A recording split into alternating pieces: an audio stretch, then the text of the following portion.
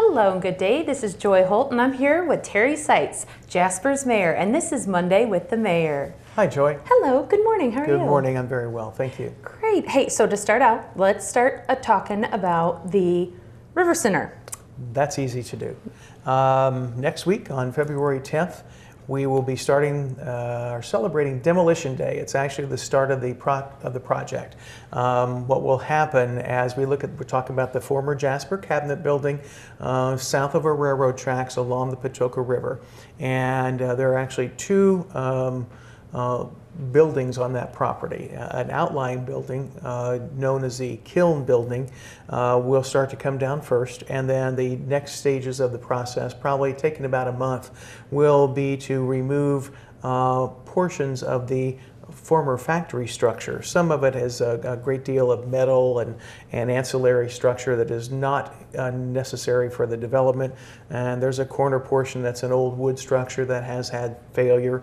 What the public will notice on February 10th at 10:30 is construction equipment, and prior to that we'll notice a fence. We'll be putting up a fence around the property, or the developer will, just for safety and access. If this is a construction zone, it will not block any access to the river walk or anything like that. And should there be a concern about something while that is coming down, we could actually, if they request, to say, hey, today we want to close a bridge or walk bridge or whatever else for a short time just for safety.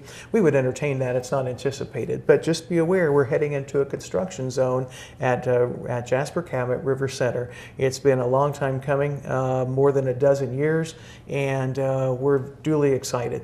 We congratulate River Center LLC, Jane Hendrickson with Boxer Girl, and General Hotels Corporation. So what will actually be, again, the process is to start to clear the way initially for that hotel to develop. I think sometime in the near future, the brand or the franchise for the hotel will be announced, and we're all looking forward to that as well.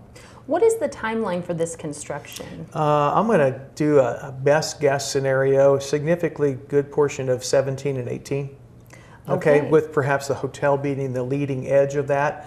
But we'll see. Again, I know there's still more work to be done. We're going to be discussing kind of a riverfront district, which is again a state statute, state coded item that allows for some development within a river, and that would accentuate this project as well. And that will be the next step coming up internally for the city. But for the most part, that's not. It would be a bonus and an enhancement, and certainly would be something that we want to look at going forward on. And that was expected. We just wanted to get this demolition started.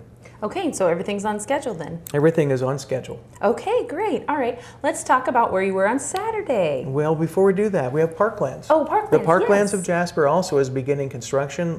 Contractor is Jasper Lumber Company.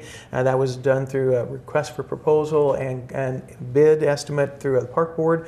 Probably this week we will see some fencing or things up in that area, but essentially the primitive walkway around the former country club property and what is now called the Parklands is closed, and that is now also going to become a construction zone. How much they'll be able to fence or put up features there, that's really up to them, but for us, we know it's an area that is now closed to the public. Okay, and what is the timeline for that? Will that be available this summer? Or? I would say we could have some soft activities there towards the end of the year, but generally going to be 2018. Oh, okay. Okay, so we can expect that fairly soon. Exactly. Sooner rather than later. Exactly.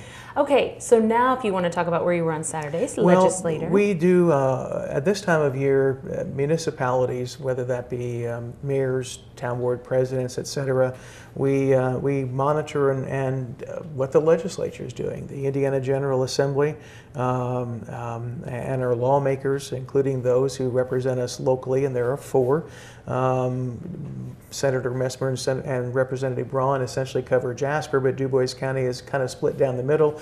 Representative Arnold and Senator Houchin kind of have the east portion. So we do have the ears of 4 members of the Indiana General Assembly. But I was there last Thursday to accept the award from the Office of Community and Rural Affairs for the Next Act group in the Astra, and that was a nice ceremony with the Lieutenant Governor. Saturday, of course, the Chamber of Commerce hosted our legislative breakfast, and we were all there to kind of monitor the movement of bills and kind of be alerted to things. And then on Monday night of this week, we have a legislative dinner that our electric provider does, Indiana Municipal Power Agency, and I'll be going up to be a part of that. So we're cognizant. In fact, Mayor Spinner of Huntingburg, President of Town Board of Ferdinand, Ken Sicard, and I are all on the board of directors of the our Cities and Towns Association called AIM, Advancing Indiana Municipalities. So we are pretty well immersed, again, in building those relationships, sustaining them, and working with our legislators from our point of view to the best extent we can, representing our citizens. And you know, sometimes we, with the overall assembly, we oppose things, and sometimes we favor. It's just part of the lawmaking process.